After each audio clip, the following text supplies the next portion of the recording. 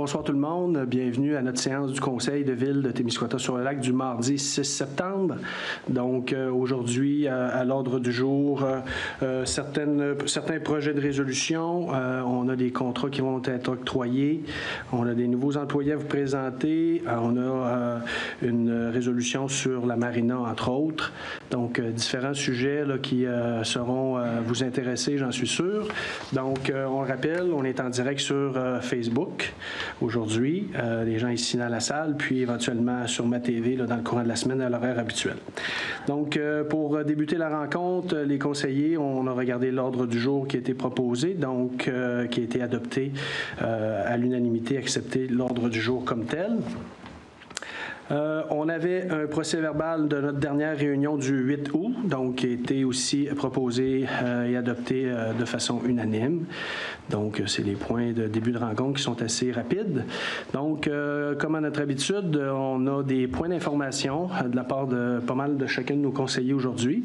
Donc, on va débuter par Mayanne Cyr-Paradis. Bonsoir, Mayanne. Bonsoir. Avec tes points d'information. Donc, je vais débuter par le traversier. La dernière fin de semaine de traverse, c'est cette fin de semaine qui va terminer donc le dimanche 11 septembre. Il va y avoir une ouverture spéciale pour la fin de semaine du Festival du Pointu qui sera du 7 au 11 octobre. Suite à ça, lundi le 12 septembre, ça va être le début des travaux d'aménagement des frayères à Touladi qui va durer environ 10 jours. Cette première phase d'aménagement-là est pour le secteur de Desjolies, mais vous allez probablement voir le traversier circuler quand même sur le lac parce qu'il va y avoir de la machinerie qui va traverser, qui va circuler là, grâce au traversier. Fait que les travaux sont favorables pour réduire les besoins d'ensemencement artificiel de notre lac. C'est bon pour plusieurs raisons, puis ça favorise entre autres la pêche sportive. Ensuite de ça, la période de sortie des bateaux est amorcée, fait qu'on vous invite à être patient avec les autres utilisateurs des marinas. La chasse va commencer aussi bientôt, donc on invite dans le même sens à être courtois. On a un grand territoire public quand même, fait qu'on vous invite à respecter les autres utilisateurs. Puis finalement, au niveau du compostage, la distribution des équipements a été complétée il y a quelques semaines déjà. Si vous avez des questions en lien avec certaines matières ou façons de faire, vous pouvez consulter la page web ou la page Facebook de la RIDT pour trouver de l'information. Il y a aussi des gros conteneurs bruns qui sont des points d'apport volontaires qui sont disponibles un peu partout sur notre territoire. Si jamais vous voulez apporter d'autres sortes de matières, ça peut être déposé là. Puis vous pouvez vous procurer des chaudières en contactant les écocentres ou la RIDT pour pouvoir justement garder vos matières en attendant de les apporter dans ces points d'apport volontaires-là. Et si pour une raison ou une autre, vous n'avez pas l'intention d'utiliser le bac qui vous a été distribué par la RIDT, vous pouvez retourner les bacs dans nos écocentres. Fait que voilà, ça fait le tour. Merci beaucoup, Mayanne. On poursuit avec Rémi, tes points d'information. Oui, moi, en fait, bonsoir tout le monde. Moi, c'est un petit rappel. C'est le comité consultatif d'urbanisme est à la recherche d'un citoyen ou d'une citoyenne du quartier Notre-Dame-du-Lac pour faire partie de ce comité. Les personnes intéressées peuvent envoyer leur candidature à urbanisme@témiscouata-sur-le-lac.ca ou au 854-2116. Juste peut-être mentionner le mandat du comité d'urbanisme, Rémi. Juste faire mention, c'est quoi le rôle de ce comité-là? En fait, le rôle, c'est toutes les dérogations mineures que les citoyens peuvent avoir sur leur domaine, leur domicile, qui passent par le comité et ensuite au conseil. Sur recommandation. Sur donc, recommandation. c'est un comité qui a pouvoir de recommandation au conseil. Oui. Parfait, merci. Pascal, tes points d'information? Oui, bonsoir tout le monde. Dans le fond, moi, je vais souligner le retour d'Anacha Rousseau aux communications, qui revient de son congé de maternité. Bon retour Anacha. Puis bonne rentrée à la garderie pour la petite Adèle. Je voudrais aussi mentionner que vous pouvez toujours, si vous avez des requêtes, vous pouvez toujours composer le 418-854-2116. Vous pouvez aussi le faire à partir du site web. Dans le fond, vous défilez jusque dans le bas de la page, puis il va y avoir requête. Là, vous pouvez choisir si ça concerne les travaux publics. Vous pouvez même envoyer des photos. Fait que c'est quand même assez simple. Fait que vous pouvez utiliser assez facilement ce service-là. C'est tout. Chantal Lanacha est bien de retour au travail aujourd'hui? Absolument. OK, parce que la dernière fois, j'avais annoncé la naissance de la petite, puis elle n'était pas encore au monde. Je veux juste m'assurer qu'elle est bien de retour au travail. C'est bon. OK. André? Oui, bonsoir tout le monde. Alors, je vais d'abord vous parler du Dragfest qui a eu lieu à Témiscouata-sur-le-Lac le week-end dernier, qui fut couronné d'un grand succès. Autant les organisateurs que les gens de la population ont très apprécié le spectacle. Ensuite, annoncé qu'il y a des travaux au centre de loisirs du quartier Notre-Dame du 3 octobre au 3 novembre pour enlever l'amiante qu'il y a dans les murs. Alors, les 2 premières semaines devraient être à la salle Témiscouata et les 2 autres semaines suivantes à la salle du détour en bas. Alors, pendant ce temps-là, bien évidemment, les salles seront fermées pour la période des travaux. Ensuite, au sujet des ponts payants, on demanderait aux gens qui les organisent de pouvoir respecter les dates qu'ils ont données pour les organiser. Et aussi demander d'avoir des bénévoles qui sont sur place et qui sont capables de répondre aux questions des gens, donner des renseignements sur le pourquoi de ces ponts payants-là et à qui ça s'adresse. Merci, c'est tout. On va aussi, là, pour s'assurer de la transmission d'informations publiées sur nos pages Facebook, sur nos médias sociaux, là, les informations concernant les ponts payants. Toujours important quand on demande aux gens de donner des sous, là, quand on rouvre la fenêtre d'auto, de savoir la cause pour laquelle on donne. Là. Des fois, il y a des bénévoles qui sont là par plein de bonne volonté, mais on a omis là, de transmettre l'information, donc c'est très important là, de le faire. Puis on va s'assurer de faire des suivis avec nos outils technologiques aussi pour donner l'information. Madame Bégin, vos points d'information? Oui, dans un premier temps, concernant le restaurant de la Marina, on a présentement là, à mettre en place on a trouvé un nouveau concessionnaire. Ça va bien, les pourparlers vont très bien. Je voudrais juste préciser, parce que certaines personnes m'ont intercepté dans les derniers jours. Donc, c'est vraiment un concessionnaire. La Marina est toujours la propriété de la ville de Témiscouata-sur-le-Lac et on est heureux là, de vouloir la mettre dans une orientation gagnante. On a trouvé un preneur, donc on va souhaiter toute la bonne chance à ce nouveau restaurateur lors de la prochaine saison. Quand est-ce qu'il sera ouvert? Mais c'est à suivre, mais ils essaient de l'ouvrir le plus tôt possible.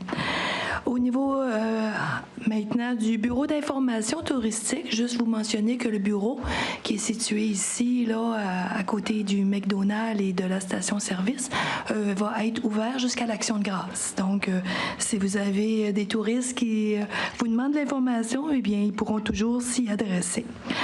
Ensuite, pour terminer, j'aimerais souligner le travail de bénévoles de la fabrique de Notre-Dame-du-Lac. Durant cet été, les bénévoles ont eu la gentillesse de mettre beaucoup d'amour à notre grotte qui est située dans le quartier Notre-Dame. C'est très beau ce qui en est résulté. Et j'ai vu, par un effet du hasard bien entendu, mais j'ai vu quand même que dès le lendemain de cette réfection ou ce ménage de notre grotte, il y avait des touristes qui se faisaient photographier devant la grotte. Donc, c'est un plus pour l'ensemble de notre ville. Aussi, concernant le groupe du patrimoine religieux, toujours à la fabrique Notre-Dame-du-Lac, on vous invite à faire une visite de l'église de Notre-Dame-du-Lac, laquelle aura lieu samedi, dimanche. Samedi, c'est de 13h à 16h. Dimanche, c'est de 13h à 15h. Donc, c'est peut-être une occasion pour certains d'entre vous d'aller découvrir les richesses. Là, il y a quand même beaucoup de richesses. Entre autres, des peintures d'un artiste très célèbre de la région, mais qui a fait une renommée assez prestigieuse. Donc, c'est une occasion où il y a des gens là, qui vont pouvoir vous informer des différentes richesses que contient cette église. Ensuite, vous informez également que dimanche, après la messe, donc habituellement, la messe débute à 11h, on va dire vers 11h45, il va avoir lieu l'encan annuel. À ce moment-là, c'est un moment assez privilégié. Je ne sais pas si c'est M. Morin cette année, mais habituellement, c'est M. Morin, mais pas Danny, un autre M. Morin qui fait la criée. Et c'est un peu relaté qu'est-ce qui se passait à un certain temps. Les gens, si vous avez beaucoup de légumes dans votre jardin, etc., etc., que vous voulez soutenir la fabrique, on les vend à l'encan. Et puis, parfois, là, ça fait partie d'un spectacle assez intéressant de voir les oppositions dans la salle. C'est vraiment Alain qui va le refaire cette année, donc Alain a beaucoup d'expérience. Ensuite, au niveau du cimetière du quartier Notre-Dame, donc la paroisse de Notre-Dame-du-Lac, j'invite les gens à porter attention. Il y a un début de réfection du calvaire qui se trouve au centre du cimetière. Il y a été peinturé. La réfection n'est pas terminée. Ils poursuivent les travaux, mais ils sont en train d'embellir progressivement notre cimetière, le calvaire. Ils sont aussi, j'ai oublié de mentionner, mais peinture et retape notre église là, de plusieurs manières. Ensuite, pour ceux que ça pourrait intéresser, il y a la visite annuelle du cimetière qui aura lieu le 18 septembre. Et s'il y a pluie, elle sera reportée au 25 septembre. Au niveau, pour terminer, juste pour mon volet du côté religieux, au niveau des cours de catéchèse, ça ne se donne plus dans les écoles. S'il y a des gens qui veulent inscrire leurs enfants à des cours de catéchèse, on vous prie, c'est pas la ville non plus qui gère ça. Il faut s'adresser à vos fabriques respectives, donc soit celle de Notre-Dame-du-Lac ou encore la fabrique, la paroisse de Saint-Mathias qu'il y a ici à Cabano. Et c'est eux, la secrétaire, qui vont vous guider vers les ressources pour pouvoir recevoir éventuellement des cours de catéchèse pour les enfants ou les adultes. Donc, merci, c'est tout. Merci Ginette. Juste souligner l'absence de M. Jean-Marc Baudouin ce soir, qui est en voyage de vélo, le chanceux, en Europe. J'ai rencontré sa conjointe et il commence à avoir hâte de revenir. Il est fatigué, notre bonhomme. On a hâte de le revoir. Donc, on lui souhaite un bon fin de voyage. Au niveau de mes points d'information, quelques éléments importants. D'abord, au printemps dernier, on a été informé d'une situation au niveau du manque d'eau récurrent de la rue Caldwell. Donc, on s'est engagé à faire des études au niveau hydrogéologique pour connaître la présence ou confirmer la présence ou la non-présence d'eau. Donc, on s'est engagé auprès des résidents du secteur fin août, début septembre, de transmettre, de faire une rencontre citoyenne avec les gens pour présenter les résultats de l'étude. Donc, la semaine dernière, on a confirmé la dite rencontre. Donc, chacun a reçu une invitation. Donc, évidemment, cette rencontre-là va avoir lieu le 9 septembre, c'est-à-dire jeudi de cette semaine, 18h30, ici à la salle du Conseil. Évidemment, c'est exclusivement réservé aux résidents du secteur concerné. Et pour nous... C'est le 8 septembre. Le 8 septembre? Oui, jeudi le 8. Jeudi le 8. Donc, c'est aussi évidemment exclusivement réservé aux gens du secteur concerné. Et aussi, pour éviter toute forme là, d'interprétation ou de présentation là, qui pourrait être questionnable, on a demandé la présence de l'expert qui a fait l'étude comme telle. Donc, l'expert va venir faire sa présentation, puis on répondra aux questions des gens. Donc ça, je voulais vous en faire mention. Aussi, probablement, plusieurs de nos citoyens, on a entendu parler pour ceux qui fréquentent les caisses populaires de la région. Donc, vous savez que présentement, il y a un projet de regroupement des caisses de l'ensemble du Témiscouata. C'est sûr qu'il y a eu des rencontres déjà avec les conseils d'administration, les conseils de ville. Il y a des rencontres de citoyens qui sont prévues cette semaine. Donc, il y en a une demain, le 7 septembre, au niveau de la salle là, du cinéma de Desjely à 19h. Et il y en aura une aussi au niveau de Rivière-Bleue à la salle Rosaire Bélanger.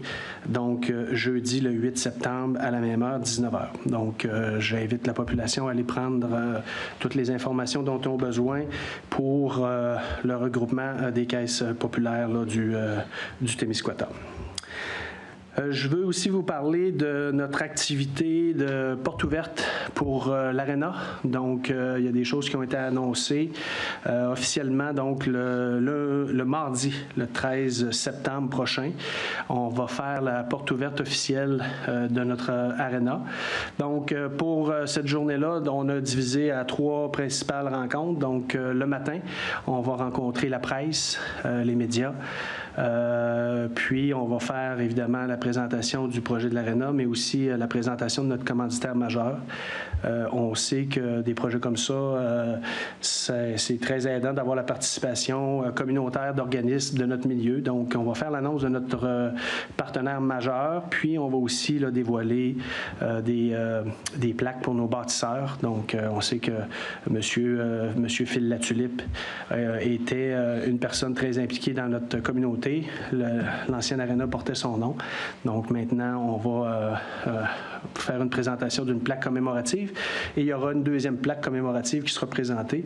Et là, pour ce soir, ce sera la surprise à partir du 13 qu'on vous l'annoncera. Pour l'instant, je ne peux pas manifester tout de suite cette personne.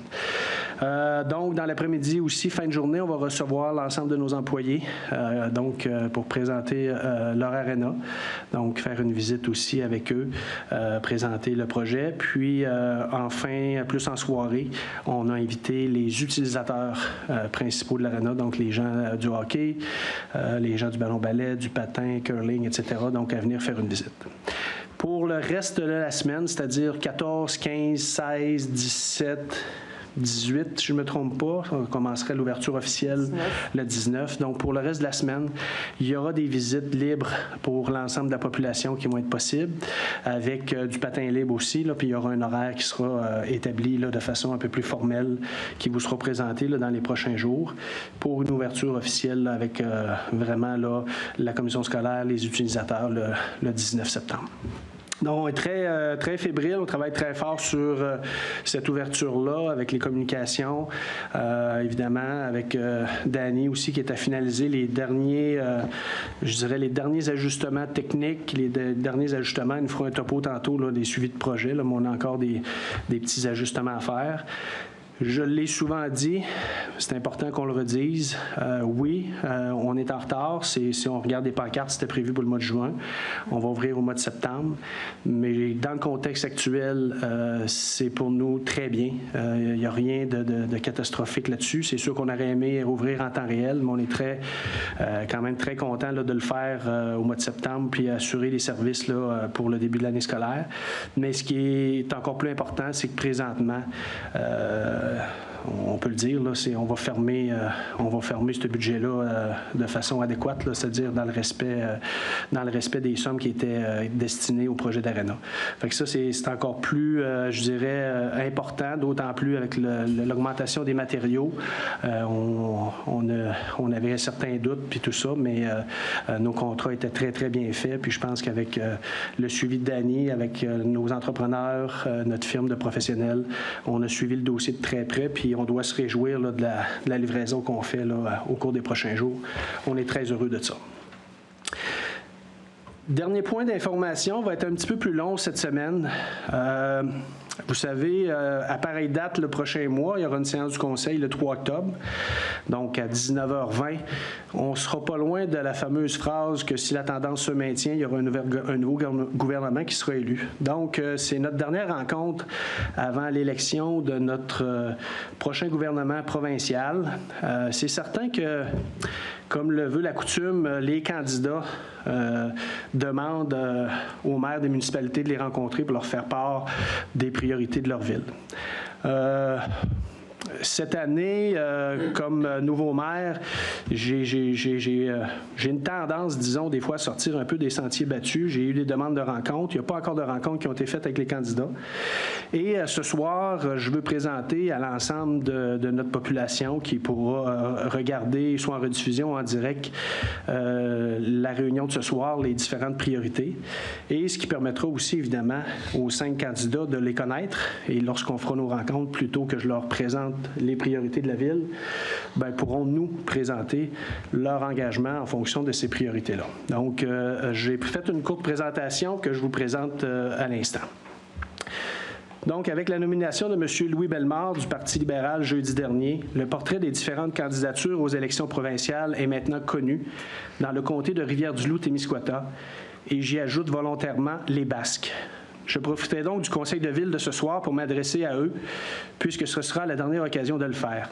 Effectivement, notre prochaine réunion du conseil se tiendra le soir des élections, le 3 octobre prochain. Alors, Mesdames Dionne de la CAQ, Lapointe-Gagnon de Québec solidaire, Moreau du Parti conservateur du Québec, ainsi que Messieurs Bellemare du Parti libéral et M. Rioux du Parti québécois, voici un aperçu de nos dossiers prioritaires à Témiscouata-sur-le-Lac et de notre réalité régionale.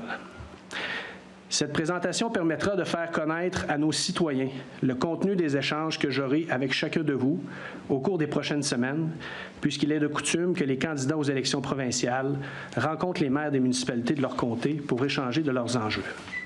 C'est important pour moi que les gens de Témiscouata-sur-le-Lac soient informés des dossiers priorisés en toute transparence. D'autre part, la présentation de ce soir placera les 5 candidats à la prochaine élection à égalité sur la ligne de départ en leur permettant de prendre connaissance de nos priorités d'action. Ainsi, nos rencontres pourront aussi et surtout permettre d'échanger sur vos engagements formels envers notre région et notre ville. D'abord, élire un député, c'est choisir la meilleure personne qui va représenter la population de son comté et qui sera, par le fait même, le défenseur de nos enjeux, nos dossiers, nos priorités, et ce, idéalement, en ayant la détermination de prendre position, même si la ligne de parti peut diverger de cette position de comté. Un député, c'est quelqu'un qui travaille pour ses citoyens avant tout. Nos enjeux régionaux municipaux peuvent parfois rejoindre les orientations nationales, et je dis bien parfois, car assez souvent les particularités de nos milieux font en sorte qu'il faut réfléchir différemment pour offrir des programmes adaptés à nos réalités territoriales. Trop souvent, nos régions sont gérées en fonction des réalités des grandes villes par des approches de type mur à mur. Chacun des partis nous mentionneront dans les prochaines semaines être le parti des régions. Mais concrètement, comment arriveront-ils à faire valoir les particularités de notre comté? Ça, c'est le vrai enjeu de notre réalité témiscouataine. Faire valoir nos dossiers au provincial en mettant de l'avant nos particularités pour ainsi présenter des solutions adaptées et surtout modulables. Ceci dit, de façon plus concrète, voici certains dossiers prioritaires. La pénurie de logements. Saviez-vous qu'au Témiscouata, alors qu'on parle partout au Québec du manque de logements sociaux, nous avons plusieurs logements sociaux de libre? Saviez-vous que la Ville paie 10 % des déficits de ces logements inoccupés? Chez nous, nous avons des familles qui travaillent, mais qui sont malgré tout dans le besoin et qui pourraient bénéficier de cette offre locative. Mais les critères d'admissibilité ne leur permettent pas. Réalité régionale, dites-vous, ça, c'est un enjeu à Témiscouata-sur-le-Lac. Quand en plus, on cherche de la main-d'œuvre dans tous les secteurs, ces logements pourraient sans doute faire le bonheur de familles désireuses de s'installer chez nous pour venir y travailler. Deuxième point, l'inflation et le coût de la vie. Présentement, la classe moyenne a peine à rejoindre les deux bouts avec la hausse du coût de la vie. Pendant ce temps, le gouvernement provincial voit un déficit prévu de 6,5 milliards se transformer en un surplus de 1,7 milliard en raison de l'inflation et des revenus de taxes qui suivent la montée de l'inflation. Cette réalité est terrible pour nos citoyens, car pour les villes, cette inflation sera dévastatrice et amènera les villes à faire des choix déchirants, soit de monter les taxes en lien avec l'inflation ou de diminuer les services de façon importante. En effet, au municipal, nous avons de plus en plus de normes gouvernementales à respecter et les coûts reliés à celles-ci sont de plus en plus imposants. Comme nos revenus sont presque exclusivement issus de la taxation, il va de soi que les augmentations de nos coûts de fonctionnement et des frais reliés aux contraintes gouvernementales devront inévitablement se traduire par des augmentations de taxes importantes ou des diminutions de services drastiques pour boucler nos budgets d'opération à zéro, car aucun déficit ne nous est permis au municipal.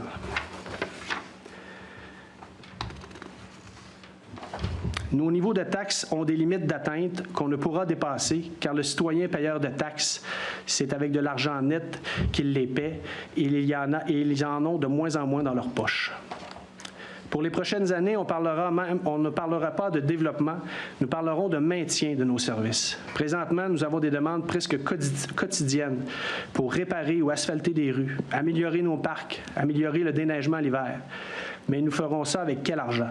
Pourrons-nous augmenter nos taxes pour maintenir notre niveau de service? C'est absolument impensable et cette réalité doit changer et rapidement. Comment les partis nous supporteront financièrement? Il faut que Québec s'engage à discuter de ce dossier prioritaire pour la survie de nos milieux. Les possibilités sont diverses. octroyer plus d'autonomie aux villes dans la gestion de leur plan d'aménagement, diminuer les contraintes coûteuses de toutes sortes de niveaux, particulièrement au niveau administratif. Il faut que Québec paie sa juste part également de ces tenants-lieux que sont les édifices gouvernementaux dans nos villes, alors que présentement, la facture couvre uniquement 70 à 85 % de la valeur foncière de leurs bâtiments. Nos sources de revenus autres que la poche des citoyens sont limitées et malheureusement, nous avons les mains attachées au niveau du développement de nouvelles sources de revenus, si bien que nous ne pourrons plus maintenir nos services dans un contexte tel. Ça, c'est notre réalité régionale, avec en plus une population qui est en baisse sur notre territoire, ce qui rend le paysage encore plus sombre.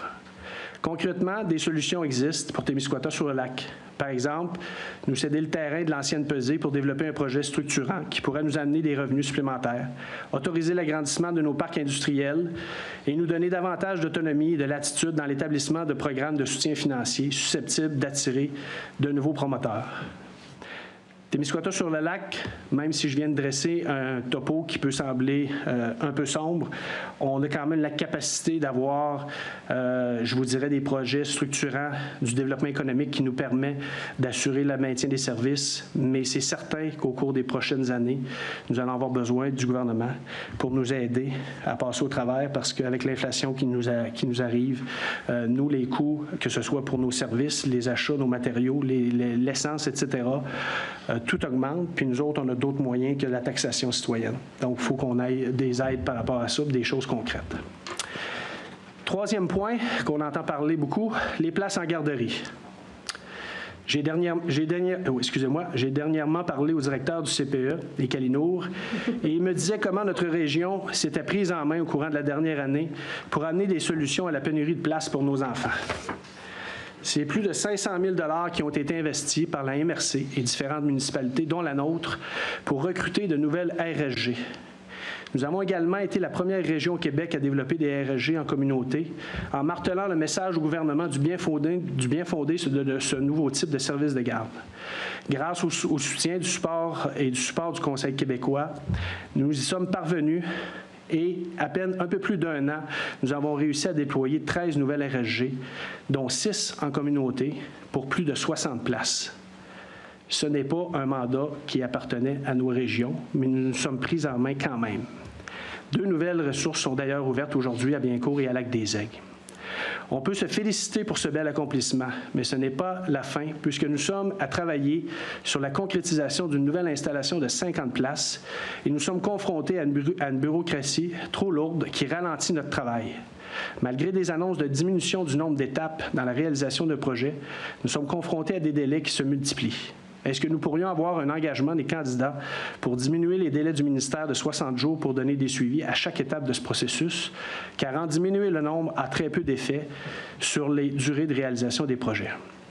Ça, c'est un enjeu chez nous de réduire les délais des ministères pour faire avancer les dossiers.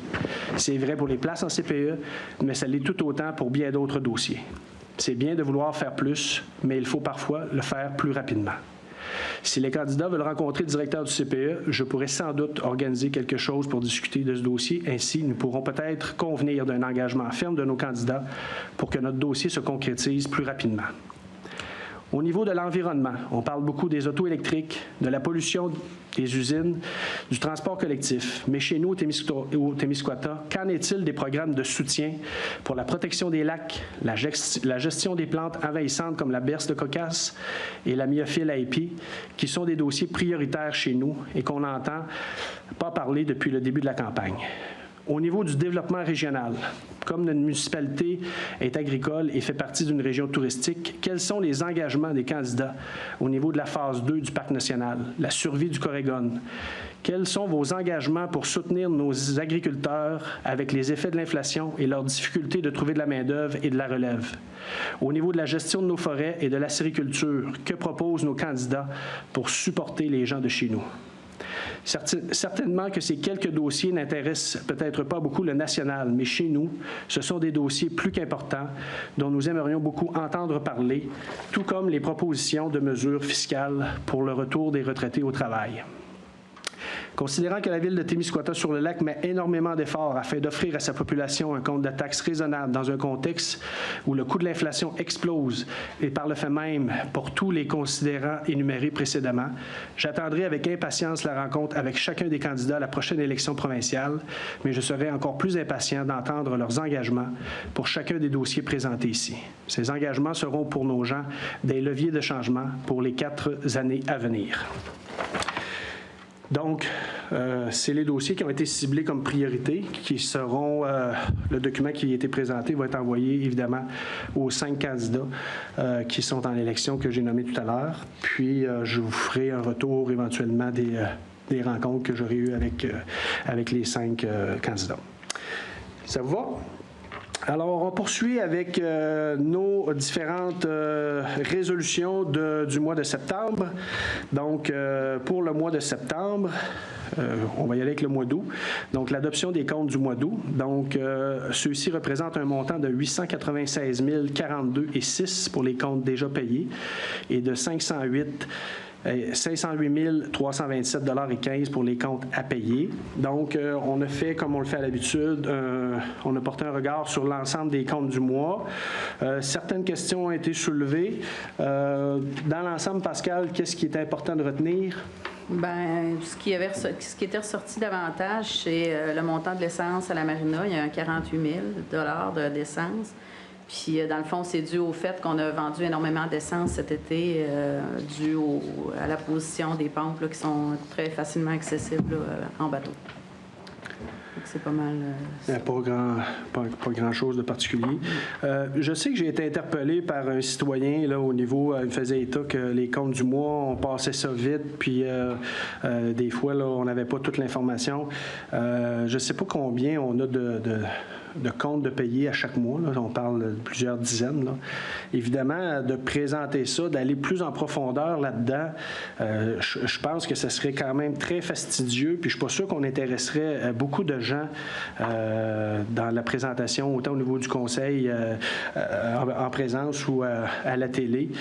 Ces comptes-là sont toujours disponibles. S'il y a des gens qui se posent des questions, s'il y a un montant de mensuel qui semble imposant, plus imposant qu'à l'habitude, aimerait avoir une présentation un peu plus précise. Moi, je suis ouvert à faire ces rencontres-là, mais quand on vient en séance du conseil, de passer au complet, au peigne fin, chacune des dépenses de la ville, là, parce que tous les comptes qu'on a ici en présence, là, ça va du simple achat là, de quelques écrous chez BMR à la facture de la Zamboni là, à 150 000 $. Là. Fait que, à un moment donné, ça fait beaucoup de comptes. Et aller en profondeur là-dedans, là, je ne sais pas comment on pourrait y arriver. Mais la demande a été faite, je l'ai entendue, mais pour l'instant, là, j'ai pas de solution à proposer. Je sais qu'il y en a qui s'intéressent davantage aux sommes d'argent, puis c'est correct aussi. La Ville, on a une responsabilité de bien dépenser les deniers publics, mais à un moment donné, là, où est-ce qu'on met la ligne sur la présentation qu'on en fait?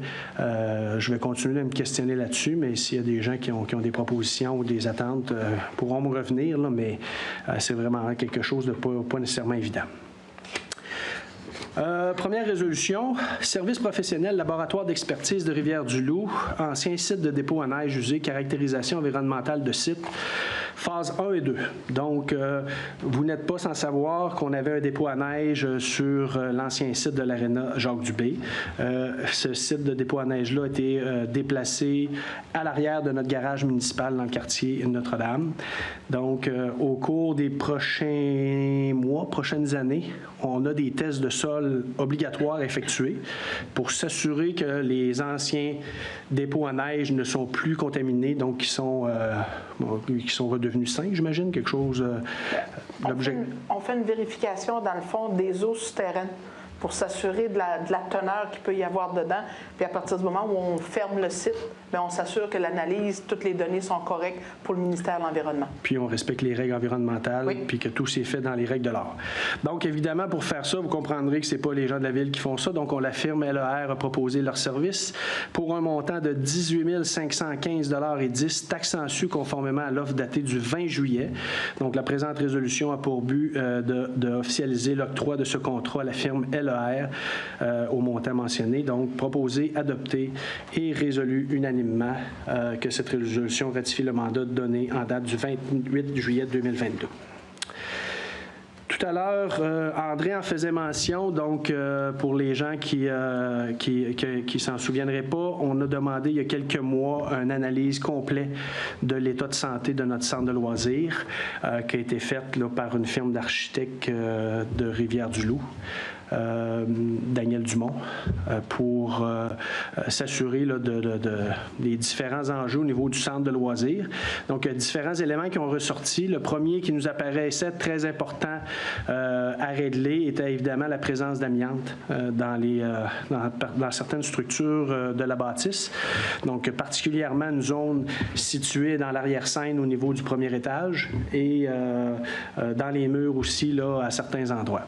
Donc, évidemment, pour continuer à pouvoir faire des activités et utiliser ces locaux-là. Donc, on doit passer un contrat là, avec une firme règlement de gestion contractuelle, avec Tousignan Expertise, pour un montant de 50 800 $ taxes en su conformément à son offre datée du 18 août 2022. Donc, cette somme-là va être prise à même l'aide financière reçue dans le cadre du programme d'aide financière pour les bâtiments municipaux. Enveloppe dans laquelle aussi on a fait les réparations du balcon de ciment là, qui a été fait dans les dernières semaines. Ce qui fait en sorte qu'il va rester certaines sommes dans cette enveloppe-là. Une fois que l'amiante va être fait, le désamiantage, le conseil aura à se pencher là, sur quel élément est prioritaire pour continuer là, à utiliser là, à bon escient là, la subvention que je viens de mentionner dans le programme PRABA. Donc, évidemment, la résolution d'aujourd'hui a pour but d'octroyer le contrat à la firme Tousignan Expertise au montant de 50 800 et ça a été proposé, appuyé, résolu unanimement de donner ce contrat-là. C'est beau, Monsieur Dany, pour le projet. Point de réglé. Mandat Gravier-Bérubé et Fils, empiètement, Petite-Rivière-Savane, secteur rue Joseph-Turcot, en conformité au règlement de gestion contractuelle. Donc, on sait qu'on avait une problématique dans ce coin-là au niveau en bordure de lac. Il y a de l'érosion qui se faisait.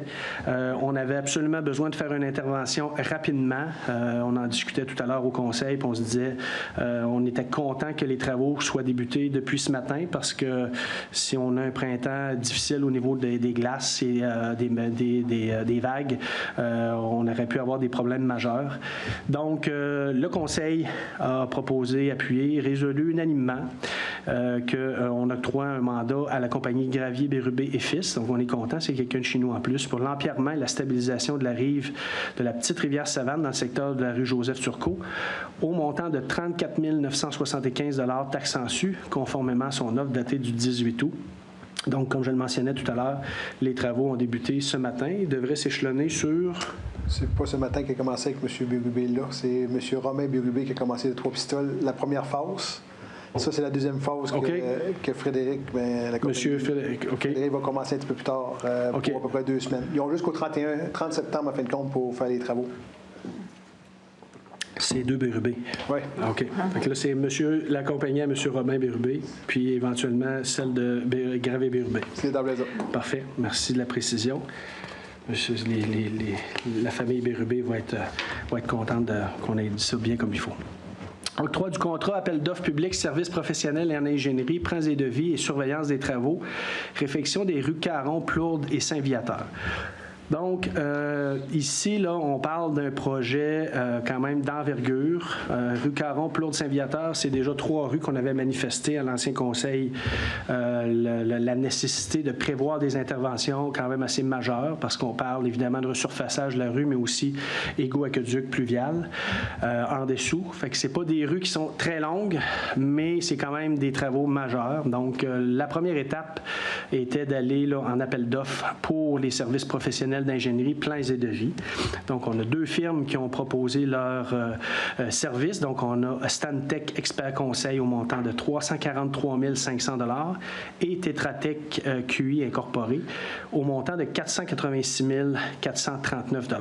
Donc, évidemment, la firme Stantec Expert Conseil étant la plus basse soumissionnaire, respectant les consignes puis les règles de notre appel d'offres, va avoir le contrat, donc va pouvoir commencer son analyse puis les plans et devis. Évidemment, ça a été proposé, appuyé, résolu unanimement. C'est sûr qu'il faut savoir que là, présentement, c'est la première étape du projet. Suite à ça, ils vont nous faire évidemment une présentation des plans et devis avec un estimé du coût des travaux. On ne peut pas déterminer, mais ça va chiffrer dans les millions certainement. On sait qu'on a présentement au niveau de nos subventions j'oublie son nom, Chantal. La TEC. On a un montant de combien? 1 million?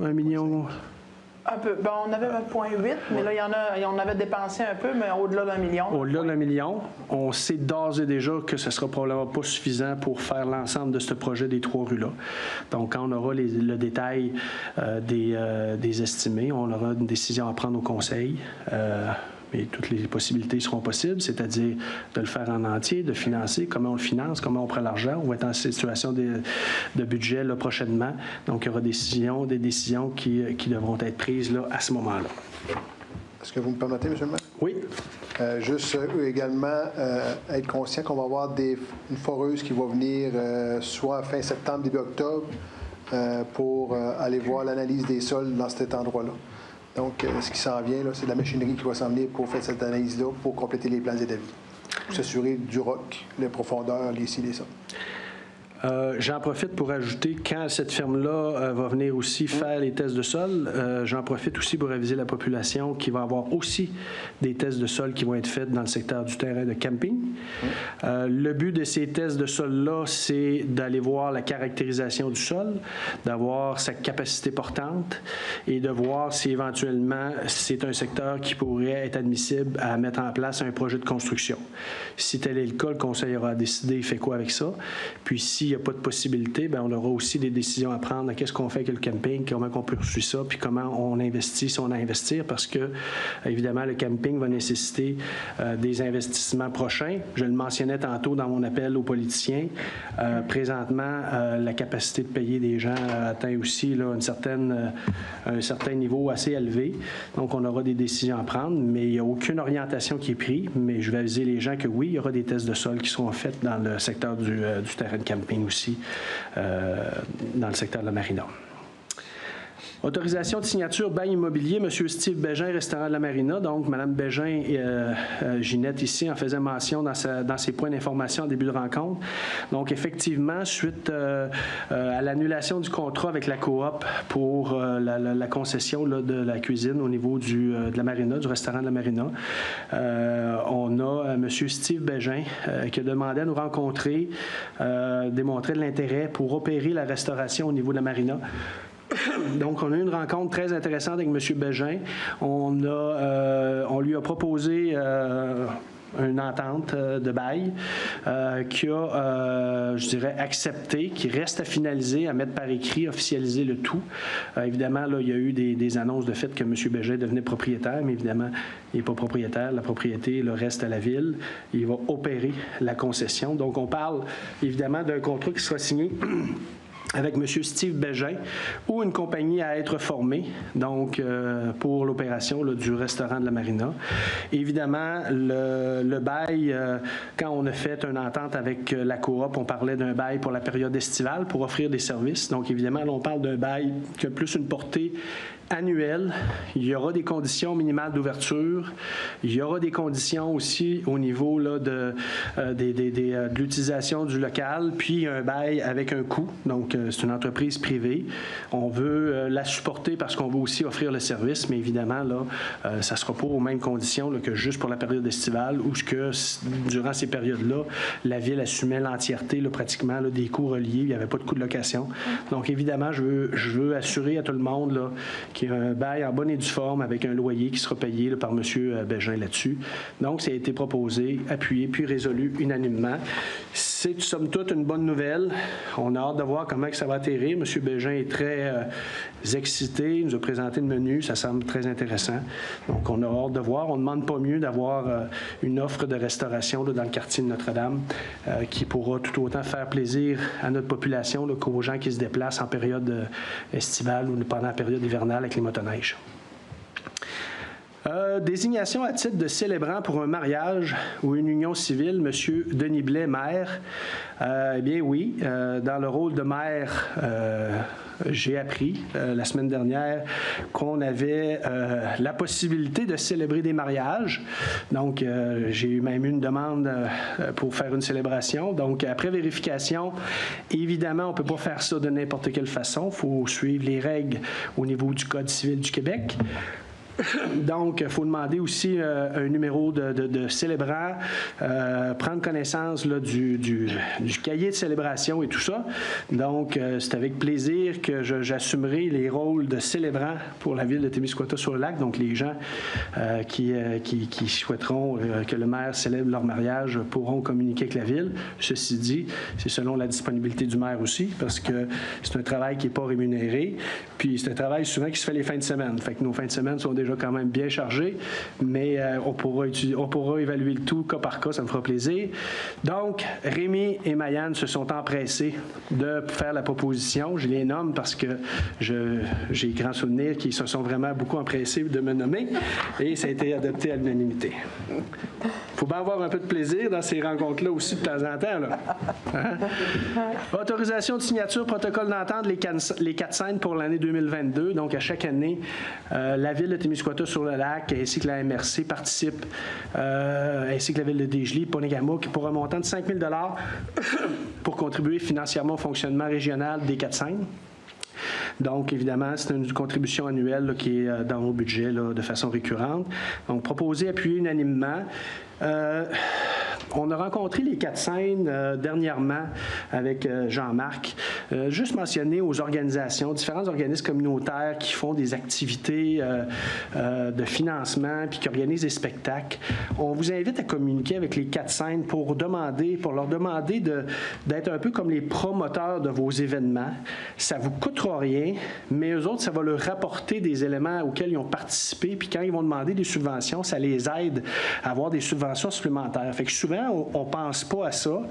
Ça ne vous coûtera rien, ça ne sera pas plus de démarches pour vous autres. Ils vont signer les contrats avec les artistes avec lesquels vous allez vouloir faire affaire. Ils vont faire selon vos demandes, mais évidemment, eux autres, ça va les aider dans leur démarche pour avoir un petit peu plus d'argent. Donc, je trouve important de vous le mentionner parce que ça peut être intéressant, puis on peut avoir des contributions un petit peu plus substantielles. Donc, je voulais vous en faire mention. Nomination des fonctionnaires désignés, administration et application du RCI 04-07 sur la protection des livres littoraux, des plaines inondables et règlements sur l'application municipale adoptée en vertu de la loi sur la qualité de l'environnement. Donc, autant à la MRC qu'à la ville de Témiscouata, il y a des gens qui sont mandatés, désignés pour assumer au niveau de la réglementation, au niveau de la protection, là, comme je le mentionnais, des plaines inondables, des rives, etc. Donc, à chaque fois qu'on a des nouvelles personnes qui sont embauchées pour faire ces mandats-là, il y a une résolution qui doit être prise. Dans le cas qui nous concerne ce mois-ci, c'est Guillaume Chrétien qui a été engagé à la MRC comme aménagiste inspecteur. Madame Carole Tardy qui sera aussi aménagiste inspectrice. Et on a aussi Mme Audrey Dubé-Landlois qui sera inspectrice régionale. Ces 3 personnes-là se joignent aux personnes qui étaient déjà en fonction, M. Mathieu Lehoux, Lise Beaulieu, Jean-Pierre Provost et Rosalie Beaulieu. Et pour la ville de Témiscouata-sur-le-Lac, c'est nos 3 personnes à l'urbanisme, donc Denise Deschamps, Mario Bourassa et Andréane Barbeau qui ont ces fonctions-là. Donc, proposer, adopter unanimement là, que ces personnes-là assurent la réglementation de la protection des rives.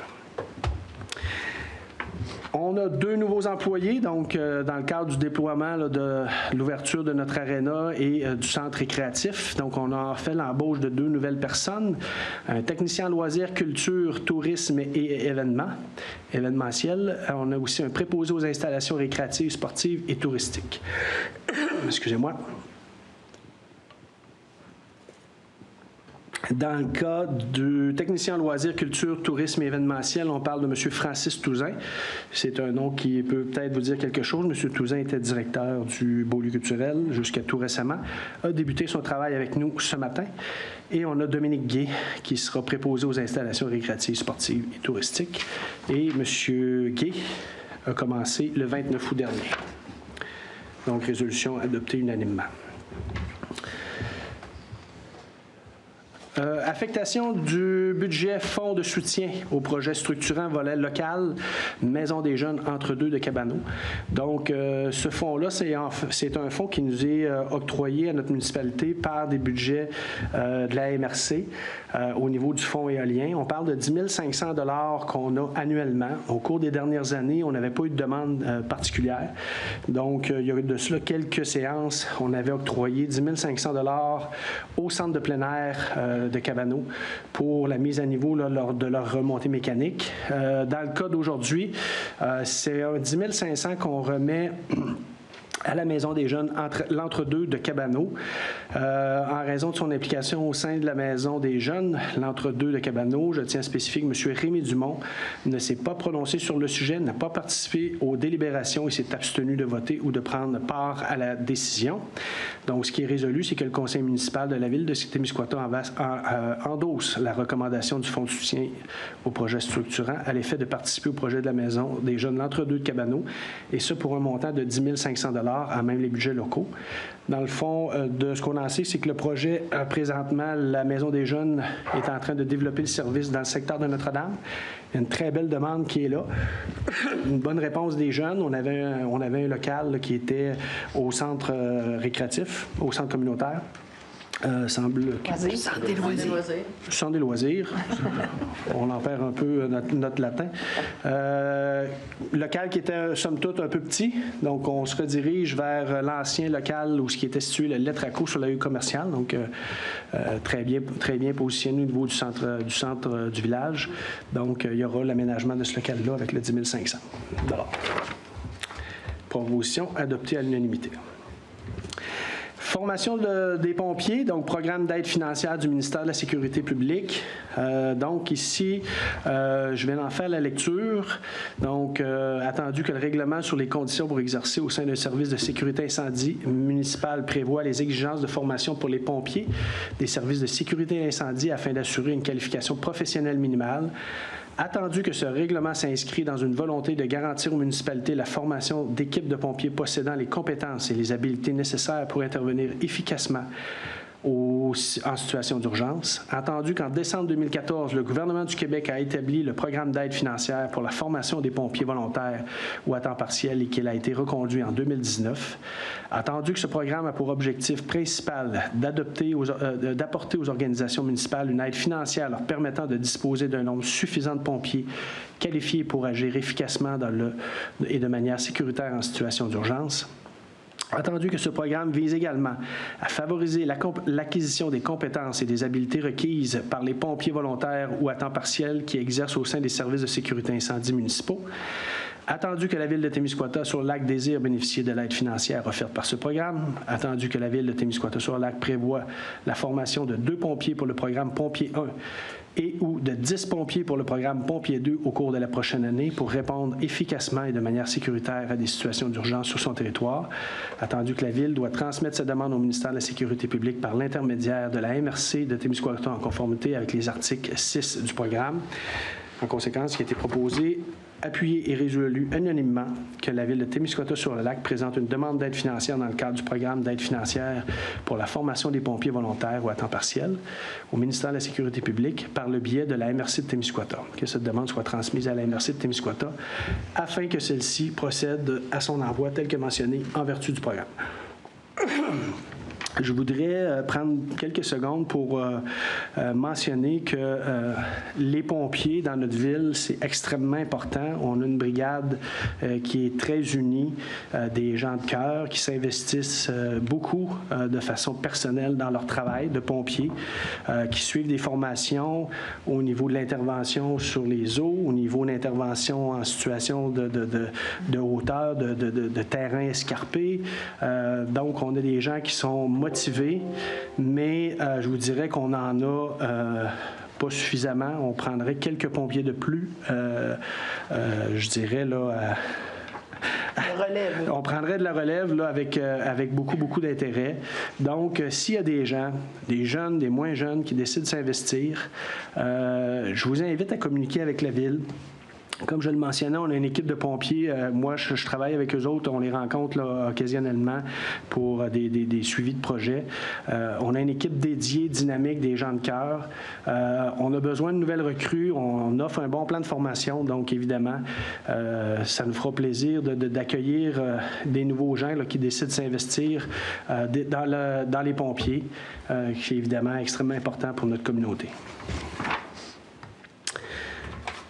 Session de rue par la compagnie 92-20-7307 Québec Inc. Excavation SM à la ville de Témiscouata-sur-le-Lac, la rue de la Garnison. Donc ici, cette résolution-là, dans le fond, a pour but de ce que la compagnie cède la rue de la Garnison, une partie de la rue de la Garnison, au montant de 1 $ à la ville de Témiscouata-sur-le-Lac. On parle des lots 5 507 466 et 6 275 734 au cadastre du Québec. Que les frais d'appontage et de notaire soient à la charge de la compagnie. Donc, on en mentionne aussi souvent à la ville quand on a des nouveaux secteurs qui se construisent des résidences, des nouveaux terrains. Donc, il y a des ententes avec les promoteurs qui sont pris. Et dans la plupart des ententes qui sont prises avec la ville, il y a un élément qui parle de la cession de la rue pour qu'elle devienne propriété de la ville, puis qu'on l'entretienne, etc., etc. Mais il y a des exigences qui sont dans les ententes. Donc, dans le cas présent, ce qu'on doit comprendre, c'est que la compagnie d'excavation SM a présenté un dossier complet et qu'on est rendu à prendre possession de cette rue-là. Il reste quelques documents à avoir, dont entre autres les TQC, les plans tels que construits finaux, okay. L'approbation de l'ingénieur final, puis à ce moment-là, on va pouvoir prendre la rue au niveau de la ville puis assurer son entretien pour le futur. Parfait. Donc, c'est l'objectif de cette résolution. Ouais. Ça a été proposé, appuyé et résolu unanimement. On a la même situation au niveau pour la compagnie Joseph Dumont 97 Limité, à la ville de Témiscouata-sur-le-Lac. Donc, on parle du secteur du Carré Dumont. Dans le cas de ce dossier-là, on parle que la ville de Témiscouata-sur-le-Lac confirme son engagement à acquérir les lots situés sur la rue Carré Dumont suite à la finalisation des travaux du réseau sanitaire effectué par la compagnie Joseph Dumont 97 Limité, ainsi qu'à la réception d'une lettre provenant d'une firme d'ingénieurs à l'effet que les travaux réalisés l'ont été selon les règles de l'art et ce conformément aux plans et devis de la TEC. C'est bien ça? Oui, ça, c'est une lettre qui est envoyée au ministère de l'Environnement. C'est une des exigences pour avoir un certificat d'autorisation pour faire les travaux d'égout sur la rue Dumont. Donc, une fois que ces travaux-là vont être faits, il y aura possiblement on passera au même procédé, c'est-à-dire qu'on fera une entente de cession de rue à la ville de Témiscouata-sur-le-Lac. Donc, dans le cas du Carré Dumont, il a été proposé, appuyé, résolu unanimement. Demande d'autorisation à la CTPAQ pour les carrières Dubé et Fils Inc., donc le lot 4 766 275. Donc, je vous en fais la lecture, c'est un peu technique. Donc, attendu que la compagnie Les Carrières Dubé et Fils Incorporée s'adressera à la Commission de protection du territoire agricole du Québec en vue d'obtenir le renouvellement de la décision numéro 3726-89. Attendu que cette décision porte sur l'exploitation d'une gravière sablière située sur le lot 4 766 275 au cadastre du Québec. Attendu qu'il y a lieu de présenter une demande de renouvellement auprès du CTPAQ afin de poursuivre les activités de ce lot. Attendu que la superficie d'exploitation est de 3,71 hectares, soit 2,51 hectares pour la gravière sablière et de 1,2 hectares pour le chemin d'accès existant. Attendu que la compagnie 9046-9404 Québec Inc. est propriétaire du dit lot. Attendu que l'exploitation de la gravelière sablière ainsi que le réaménagement du site seront exécutés conformément aux exigences de la CTPAQ, du ministère de l'Environnement et de la lutte contre les changements climatiques.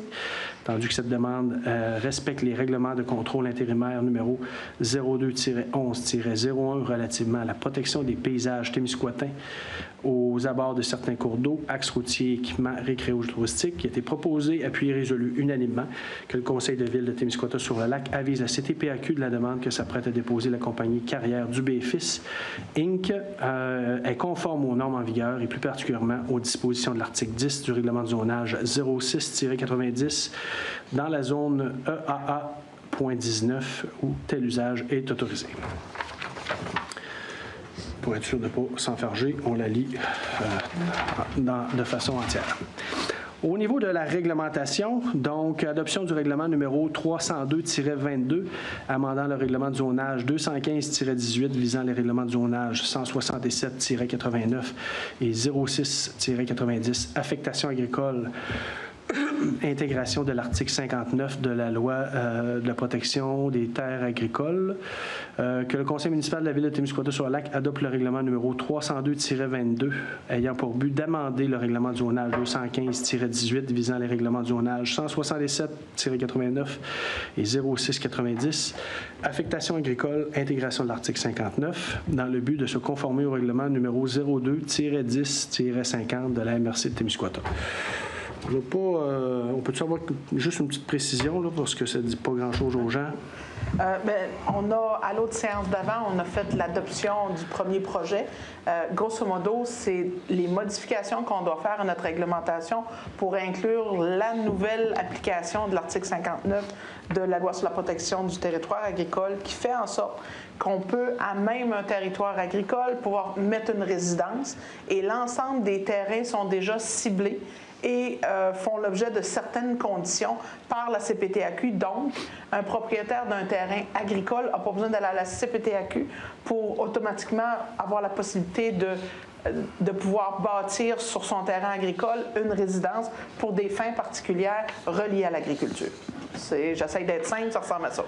Bien, c'est déjà plus clair que juste la lecture que je viens de faire. Fait que s'il y a des questions là-dessus, on pourra y répondre de façon un peu plus précise. Donc, on a une autre adoption du règlement numéro 303-22 qui vient amender le règlement numéro 216-18 visant le plan d'urbanisme 166-89 et 05-90, affectation agricole, intégration de l'article 59. Donc, ça doit être la même chose, oui, mais dans un autre secteur. Mais pour le plan d'urbanisme. Pour le plan d'urbanisme. L'autre, c'était pour le plan de zonage. Le plan de zonage, oui, là, c'est le plan d'urbanisme. Bon, alors que le conseil municipal de Témiscouata-sur-le-Lac adopte ce règlement numéro 303-22, donc dans le but d'amender le règlement numéro 216-18 visant les plans d'urbanisme 166-89 et 05-90 sur les affectations agricoles. Ça a été proposé, adopté et résolu unanimement. Adoption d'un second projet de loi numéro 304-22 amendant le règlement de zonage 167-89 ajout usage zone RB2 sur la rue Morancy. Donc, dans le cas ici qui nous concerne, c'est le conseil municipal de la ville de Témiscouata adopte le second projet de règlement numéro 304-22 ayant pour but d'amender le règlement de zonage 167-89 afin d'ajouter l'usage d'habitation trifamiliale isolée dans la zone résidentielle RB2 située dans le secteur de la rue Morancy. Donc, proposé, appuyé, résolu unanimement pour ce dossier-là. Donc, ce qui met fin à nos différentes résolutions et réglementations. Donc, on va faire un suivi de nos différents projets avec M. Morin, notre directeur aux travaux publics et aux infrastructures. Donc, on rit un peu parce que c'est son nouveau titre. Je peux l'appeler maintenant comme ça. Fait que... Mais c'est pas travaux publics. Non, c'est... C'est pas directeur des travaux publics. Directeur... Infrastructure. Infrastructure. Ouais. Ah, donc, directeur des infrastructures. Et projets. Et projets. Et projets. C'est important de bien savoir ce que tu fais, Danny, mais tu fais du bon travail. Oui, merci. C'était une question piège.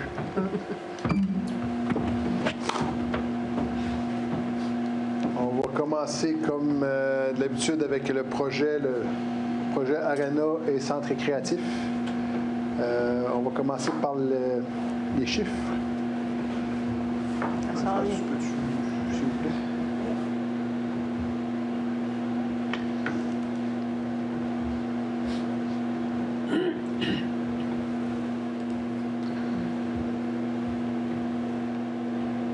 Donc, les coûts de projet, présentement, nous sommes rendus à 20 355 000. Le projet, aujourd'hui, on est à plus ou moins 98 % de terminé. On voit encore qu'on est dans le vert. Comme qu'on mentionne dans le vert, on n'a pas de problème. On respecte, comme M. le maire disait tantôt, on respecte vraiment tout ce qui est nos échéances, pas nos échéanciers, mais notre stratégie financière, comme budget, effectivement. Donc, il reste un mois à peu près de travaux là-dessus. Fait que vous voyez qu'on est vraiment encore dans le vert et on est encore très heureux de ça. Pour le projet, en fin de compte, Arena, nous sommes rendus présentement aux ajustements finaux.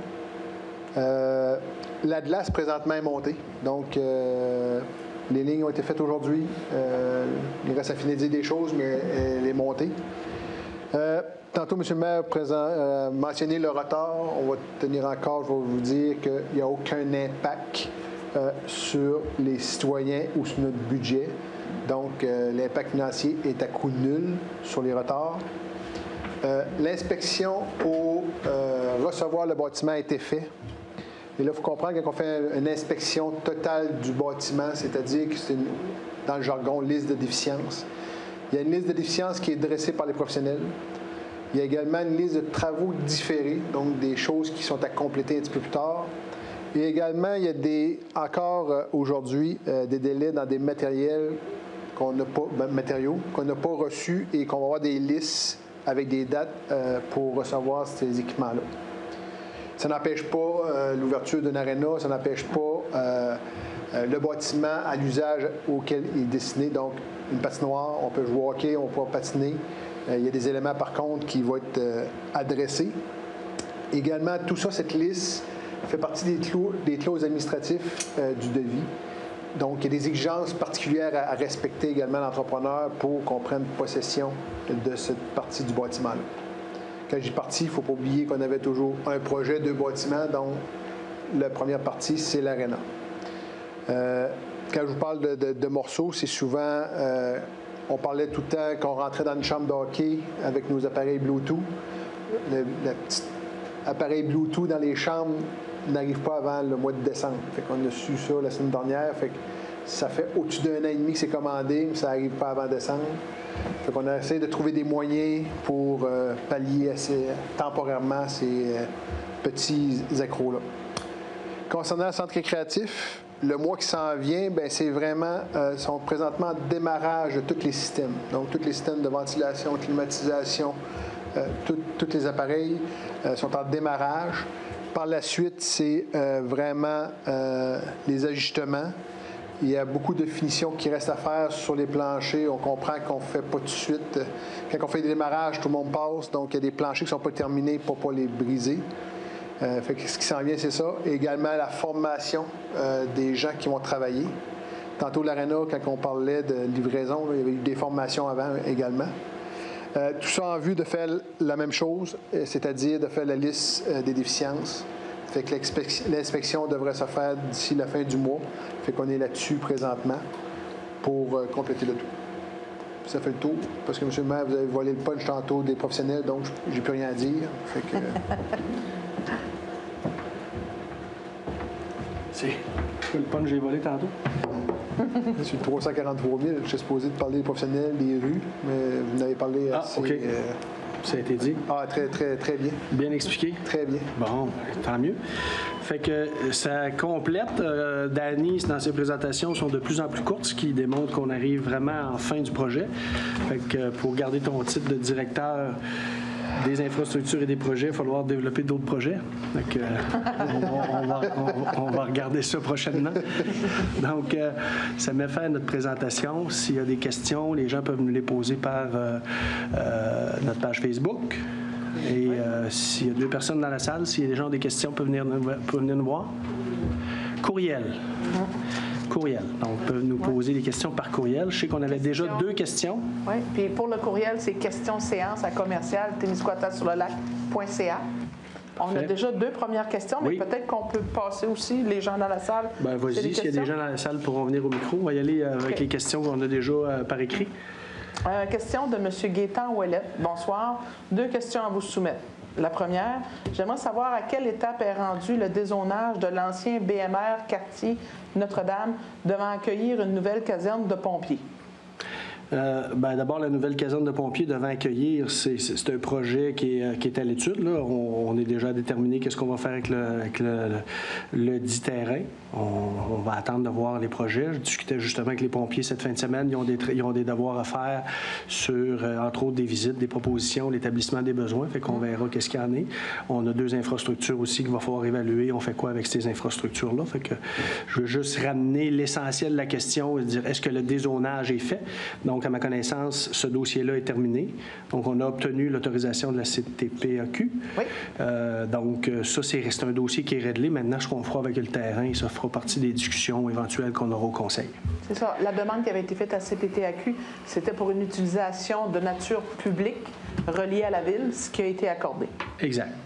Donc, c'est une utilisation future à la ville qui sera utilisé, ce terrain-là qui est autorisé. Oui. Est-ce que ça sera pour une caserne, pour autre chose? L'avenir nous le dira. Monsieur Ouellet est un peu trop en avance là, sur les conclusions de l'utilisation du terrain. Deuxième point, deuxième question. Le terrain excédentaire du ministère des Transports, ancien contrôle routier et voisin du Tim Hortons, est-il en processus d'achat par la Ville pour un éventuel terrain disponible pour un projet majeur? Merci, bonne soirée. Bien, j'en faisais mention tantôt à mon allocution aux candidats à la prochaine élection. Ce terrain-là est un endroit, je dirais, névralgique de notre municipalité, où ce qui passe énormément de monde. Évidemment, ce terrain-là est à vendre par le ministère des Transports. C'est sûr qu'il peut avoir de l'intérêt pour effectivement un projet structurant. L'engagement que je fais, moi, c'est que si la Ville fait une demande pour qu'elle nous cède ce terrain-là pour l'acheter, l'impossibilité qu'on a de le vendre par la suite, je pense que c'est d'une durée de 10 ans, si je ne me trompe pas, Chantal. Tu me corrigeras. Donc, oui, faire l'acquisition du terrain, mais le projet, après ça, on ne peut pas le vendre avant 10 ans s'il y a un promoteur qui vient nous le présenter. Fait que ce qu'on essaie de voir, entre autres, avec les candidats, si on peut avoir un engagement, c'est justement quand on demande un petit peu plus d'autonomie, un petit peu plus de liberté, un petit peu plus de propositions qu'on peut avoir pour amener des revenus supplémentaires dans nos villes, bien, ça, c'est un dossier qui pourrait être regardé là, avec les candidats aux prochaines élections. Oui, puis si un promoteur avait un intérêt avec un projet structurant pour ce terrain-là, il peut communiquer directement avec le ministère du Transport. Puis ils vont lui donner, dans le fond, l'évaluation du terrain, puis ils peuvent procéder aussi directement dans ces cas-là. Parfait. Y avait-tu d'autres questions sur nos courriels? Non. Dans la salle, M. Bélanger.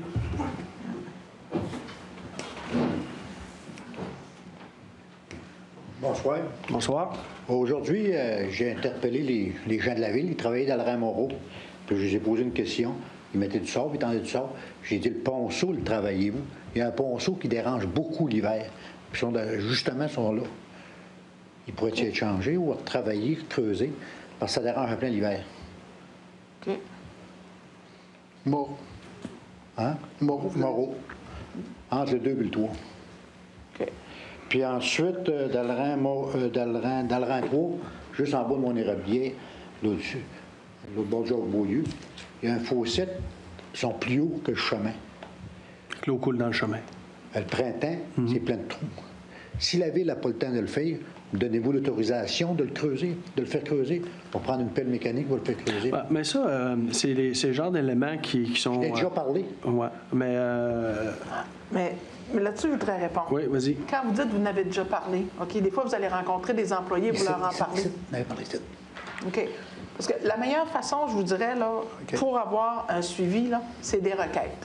Vous appelez à la ville, ils vont coder votre nom, ils vont vous donner un numéro de requête. Puis ça, après ça, on peut suivre dans le système où est rendu puis quel traitement elle a eu. Quand on jase comme ça, on peut les prendre en note. Mais la meilleure façon, c'est 854-2116. Parce qu'on a un système de requête. Fait que tout ce qui est demandé à la ville est chiffré puis il est suivi. Fait que moi-même, je peux les suivre pour voir est-ce qu'il est réalisé, est-ce qu'ils ont fait des travaux. Puis moi, je vais demander régulièrement, quand il y a des citoyens qui m'interpellent pour différents sujets, de m'envoyer un écrit. Puis cet écrit-là, je le transfère à la direction générale et je le mets systématiquement dans mes suivis avec elle, puis il reste là jusqu'à temps qu'il soit réglé. Fait que tant qu'il n'est pas réglé, peu importe le sujet, j'ai un écrit, puis si le sujet n'est pas réglé, je vais demander à Chantal, on est rendu où dans ce dossier-là. Des fois, le citoyen va me rappeler, va dire « Monsieur Blais, qu'est-ce qui se passe? » Je vais interpeller Chantal là-dessus. Fait que les écrits, pour moi, ça présente une date qu'on a envoyée, parce que quand vous me dites « Monsieur Bélanger, j'ai parlé avec les gars, le ponceau... » Le ponceau, j'ai juste demandé s'il changeait. Il ne savait pas. Oui, je comprends. Fait que là, on en parle, puis on l'amène, mais tu sais, c'est des éléments, des fois, qui peuvent avoir plein de bon sens, puis que, bon, on peut faire d'une pierre deux coups, là, fait que on va le regarder, là. J'ai vu que Danny puis Chantal ont pris une petite note là-dessus, fait que... J'avais dit à Danny l'autre jour, mec, t'as eu de nouvelles jobs, tu viendras me voir. Il n'est pas venu encore. Bon, un autre. Ouais, je peux vous dire présentement... pourquoi, là? Non, je ne vais pas trop aller vous voir, mais mec, j'ai le temps, parce que présentement, on a assez de... Bon, OK. Au sujet du centre des loisirs, quand vous dites que vous avez eu une subvention, c'était combien le montant de la subvention que vous avez eu? 160 quelques mille. 167, je pense. 167. Ça a été à la fin du mandat de M. Tardy. Là, c'est une subvention qui est venue un peu de nulle part, qu'on n'avait pas prévu. Là, qu'on n'avait pas fait de demande particulière. Ça nous est venu. On avait justement fait l'analyse d'état de santé du centre de loisirs. Fait que là, il y avait le perron là, qui nécessitait une intervention rapide qui a été faite.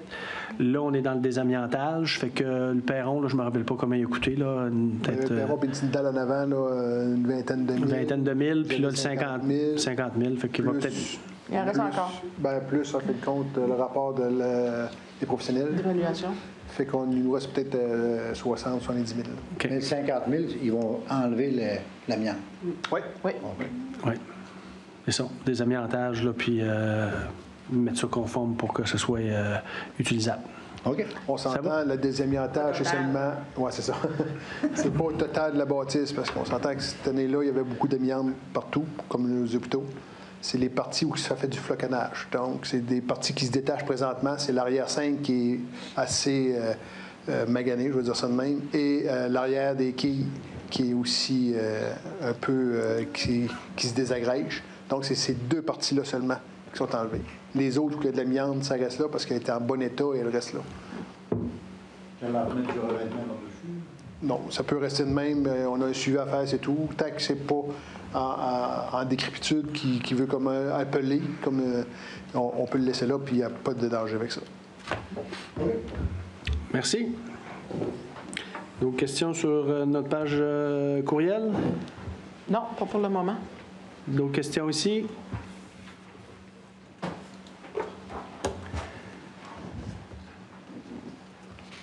Madame Marie-France, pas de questions non plus? Il est 8h15, j'ai 8h moins quart sur mon horloge en avant de moi, mais il est 8h15? Oui, il est 8h15, parce que l'horloge en avant est arrêtée dans le temps. Donc, s'il n'y a pas d'autres questions, on proposerait la levée de la rencontre. Mais juste avant, je le mentionnais en début de rencontre, dans notre prochaine rencontre de conseil, les jeux vont être faits pour les élections. Il vous reste encore quelques semaines à vous intéresser. Je sais qu'il y en a plusieurs qui s'intéressent à la politique municipale. Je vous invite à vous intéresser à votre politique provinciale, l'élection de votre député, l'élection d'un nouveau gouvernement. Donc, au cours des prochaines semaines, suivez les dossiers, intéressez-vous, posez des questions à vos candidats, puis surtout, allez voter. Parce que quand on va voter, ben ça nous donne le droit là, de questionner. Quand on ne va pas voter, ben on assume qu'on n'a pas été voté. Donc, je vous invite à faire votre devoir de citoyen. On en entend souvent parler. Les jeunes, allez voter. C'est très important. On sait qu'une plus grande partie de la population un peu plus âgée vont voter, mais les jeunes, il faut que ça aille voter. Donc, plusieurs jeunes qui ont fini le secondaire, 18 ans, c'est le cas d'un de mes garçons. Faut aller voter. C'est très important de faire notre devoir de citoyen. Donc, merci de vous y intéresser. Et là-dessus, on pourra passer à la proposition pour la levée de l'Assemblée, proposée par... Marianne Cyr-Paradis. Appuyée par... André Brault. Merci beaucoup tout le monde. Bonne fin de soirée. Puis on se revoit le 3 octobre pour notre prochaine rencontre de conseil.